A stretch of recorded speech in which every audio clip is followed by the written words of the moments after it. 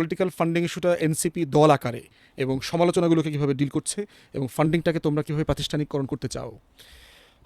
সমালোচনাগুলো হচ্ছে যেগুলো সমালোচনা হচ্ছে প্রত্যেকটা হচ্ছে ভ্যালিড।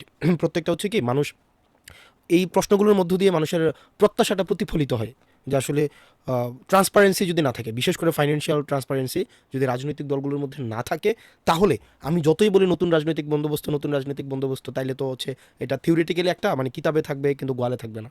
তো সেই জায়গা থেকে এই প্রত্যেকটা কনসার্ন, প্রত্যেকটা সমালোচনাকে আমি খুবই সাধুবাদ জানাই। এবার আসেন দ্বিতীয় লেয়ারে যেটা হচ্ছে যে আমাদের এই 54 বছরও আমাদের দেশের পলিটিক্যাল ফাইন্যান্সিয়াল কালচার তৈরি হয় নাই এখনও পর্যন্ত, যেটা বিদেশে হয়। বিদেশে ক্রাউড ফান্ডিংয়ের ব্যবস্থা আছে, বিদেশে আপনি ওপেন যেই বিজনেস প্রতিষ্ঠান বা যেই ব্যক্তি ডোনেট করে তার নামটা কিন্তু প্রকাশ করার একটা ব্যবস্থা আছে বা প্রকাশ করা যায়, এবং তার ওই চিন্তা থাকে না যে ফর এক্সাম্পল আমি যদি ধরি বিএনপির এই 20 জন হচ্ছে আপনার হচ্ছে ডোনার আছে, আওয়ামী লীগের এই 20 জন ডোনার, এনসিপির এই 20 জন ডোনার।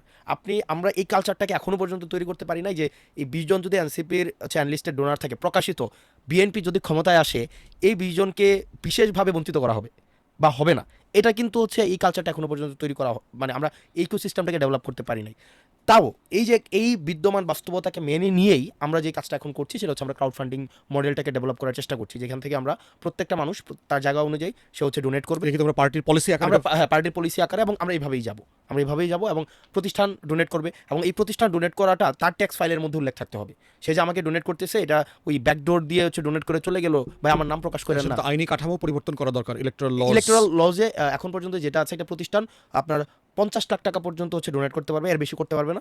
একটা ব্যক্তি 5 লাখ টাকা পর্যন্ত ডোনেট করতে পারবে, এর বেশি করা যাবে না। তো আমরা আর বেশি যদি ডোনেশন একটা প্রতিষ্ঠান থেকে নেয়, আমাদের দেশের নাম উল্লেখ করছি না, অনেক প্রতিষ্ঠান রয়েছে যেখানে আসলে তারা মানে মোর দ্যান স্টেট, তারা ওই স্টেটগুলোর কাছে যখন একটা পার্টি বিক্রি হয়ে যায়, তো তখন দেখা যায় কি পলিসিতে আপনি পলিসি মেকিংয়ের সময় কিন্তু ওই তারা হচ্ছে আলটিমেটলি ম্যানিপুলেট করে। তো আপনি তাদেরকে ওই এজেন্সিটা দিয়ে দিচ্ছেন। আপনি যখন আপনার পার্টি রেগুলেট করার জন্য আপনি ফাইন্যান্সিয়ালি ওই পার্টিকুলার কিছু কোম্পানির উপরে ডিপেন্ডেন্ট হচ্ছেন, আপনি বেসিক্যালি তাদেরকে তুষ্ট করার জন্য ওই এজেন্সি বা এই কোম্পানিকে তুষ্ট করার জন্য কিন্তু আপনি পলিসিকে ড্রাফট করছেন, পলিসিকে সামনে হচ্ছে এগুলোকে পাস করছেন। তো আমরা আসলে ওই গেরাকলে পড়তে যাচ্ছি না। আমরা যেটা চাচ্ছি সেটা হচ্ছে যে এটা বাস্তবতা, আমরা এখনো পর্যন্ত পারিনি, এটা আমাদের লিমিটেশনস, আমরা করব, এটা আমাদের স্ট্রেংথ।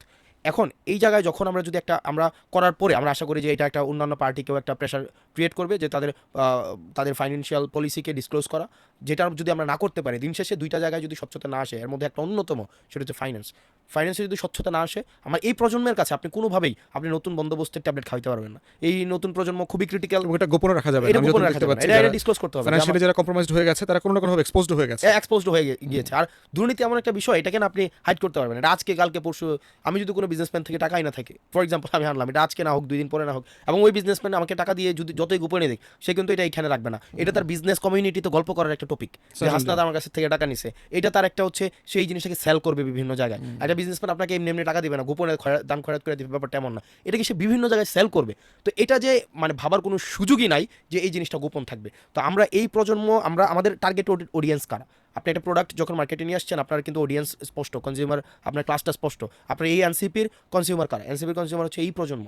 তো এই প্রজন্ম হাসিনাকে যারা হচ্ছে কাউন্ট করে নেয়, হাসিনাকে যারা হচ্ছে আনক্রিটিক্যালি নেয় নাই, আপনি তাদের সাথে হচ্ছে আপনি লুকো চুরি করবেন, এটা প্র্যাকটিক্যালি ইম্পসিবল। তো আমরা আমাদের জায়গা থেকে ফাইন্যান্সিয়াল, হ্যাঁ আমরা ইতিমধ্যেই অনেকগুলো ঘটনা ঘটেছে যেখানে আমরা স্পষ্ট করতে পারিনি। কেন স্পষ্ট করতে পারিনি? কারণ এখনো পর্যন্ত আমরা একটা ইকোসিস্টেম ডেভেলপ করতে পারিনি, যেখানে আসলে হচ্ছে আমাদেরকে যারা ডোনেট করেছে, যে ব্যক্তি ডোনেট করেছে, তাদের যেই সেফটি নেটটা কিন্তু আমরা এনশিওর করতে পারিনি, বা পারবো কি পারবো না সেটা একটা অনিশ্চয়তা এখানে এখনো পর্যন্ত আছে। কিন্তু আমরা সেগুলোকে এই বাস্তবতা বিবেচনা করেও যারা পার্টিকে ডোনেট করবে, না করলে নাই। কিন্তু একই সাথে সাথে আমাদের অন্যান্য পার্টিকেও একটা বিষয় সচেতন হইতে হবে।